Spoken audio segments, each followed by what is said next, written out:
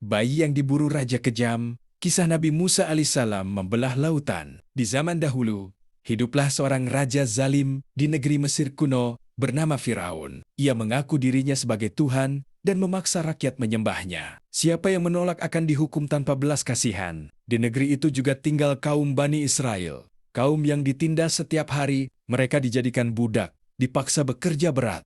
Bahkan laki-laki mereka dibunuh. Suatu malam, para ahli nujum kerajaan berkata kepada Firaun, akan lahir seorang bayi laki-laki dari Bani Israel yang kelak menghancurkan kerajaanmu. Firaun ketakutan karena takut kehilangan kekuasaan. Ia memerintahkan seluruh bayi laki-laki Bani Israel dibunuh. Tangisan bayi terdengar di mana-mana. Para ibu menyembunyikan anak mereka dengan penuh ketakutan. Di tengah suasana mencekam itu, lahirlah seorang bayi mulia. Dialah Nabi Musa. Ibunya sangat takut jika tentara Firaun menemukan bayinya. Namun, Allah memberi ilham kepadanya. Susuilah dia. Jika engkau takut, hanyutkan dia ke sungai. Jangan takut dan jangan bersedih. Dengan hati bergetar, ibu Musa meletakkan bayinya ke dalam peti kecil, lalu menghanyutkannya di sungai Nil. Air sungai membawa peti itu perlahan menuju istana Firaun. Takdir Allah berjalan dengan cara yang tak disangka. Peti itu ditemukan oleh istri Firaun yang baik hati, Asia.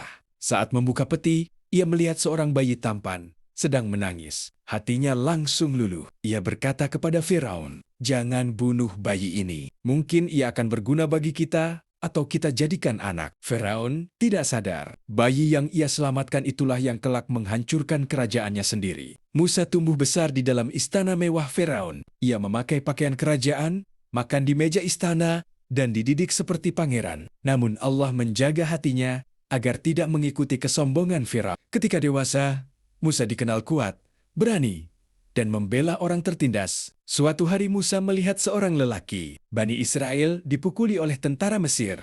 Musa mencoba menolongnya, tetapi tanpa sengaja pukulannya membuat tentara itu tewas. Musa sangat takut.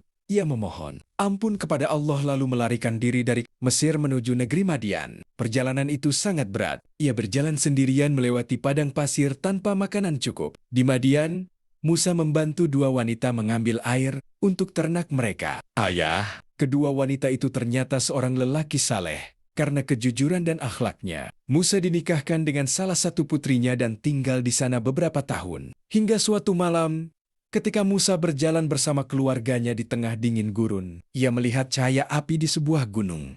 Gunung itu adalah Gunung Dersinai. Saat Musa mendekat, tiba-tiba ia mendengar suara yang agung. Wahai Musa, sesungguhnya aku adalah Allah. Tubuh Musa gemetar. Allah memilih Musa menjadi nabi dan rasul untuk menghadapi Firaun. Allah memberinya mukjizat, tongkat yang berubah menjadi ular, dan tangan yang bercahaya putih terang. Musa takut menghadapi Firaun yang kejam, maka ia meminta saudaranya, Harun, menemaninya berdakwah. Mereka pun pergi menuju istana Firaun. Di hadapan seluruh kerajaan, Musa berkata, lepaskan Bani Israel dan sembahlah Allah yang Maha Esa. Firaun marah besar. Ia menuduh Musa penyihir. Akhirnya diadakan pertandingan sihir terbesar di Mesir. Semua penyihir kerajaan dikumpulkan.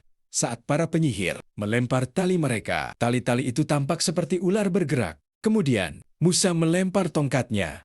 Atas izin Allah, tongkat itu berubah menjadi ular besar sungguhan dan memakan seluruh sihir mereka. Para penyihir langsung sujud. Mereka berkata, kami beriman kepada Tuhan Musa dan Harun. Firaun murka dan menyiksa mereka. Namun semakin keras Firaun melawan, semakin banyak tanda kekuasaan Allah muncul, banjir besar, belalang, kutu, katak, hingga air berubah menjadi darah. Tetapi Firaun tetap sombong. Akhirnya Allah memerintahkan Musa membawa Bani Israel keluar dari Mesir pada malam. Hari, mereka berjalan diam-diam dalam gelap. Ketika pagi tiba, Firaun sadar budaknya telah pergi. Ia segera mengejar Musa dengan pasukan besar dan kereta perang. Di depan Musa terbentang lautan luas. Di belakangnya pasukan Firaun semakin dekat. Bani Israel panik. Kita pasti tertangkap. Namun Musa berkata dengan yakin, tidak. Sesungguhnya Tuhanku bersamaku. Dia akan memberi petunjuk. Lalu Allah memerintahkan Musa memukul laut dengan tongkatnya. Musa mengangkat tongkat itu dan menghantamkannya ke laut. Tiba-tiba, lautan terbelah. Air menjulang tinggi seperti gunung di kanan dan kiri. Di tengahnya muncul jalan kering yang panjang. Laut Merah terbelah atas izin Allah. Musa dan Bani Israel segera menyeberang. Firaun, yang sombong, ikut masuk mengejar mereka. Namun, ketika Musa dan pengikutnya telah selamat sampai seberang, Allah menutup kembali lautan itu. Air raksasa menghantam pasukan Firaun. Firaun tenggelam bersama seluruh tentaranya. Saat hampir mati, Firaun berkata, "Aku beriman kepada Tuhan Musa." Tetapi penyesalan di akhir ajal tidak lagi berguna. Maka berakhirlah kerajaan sombong yang selama ini menindas manusia.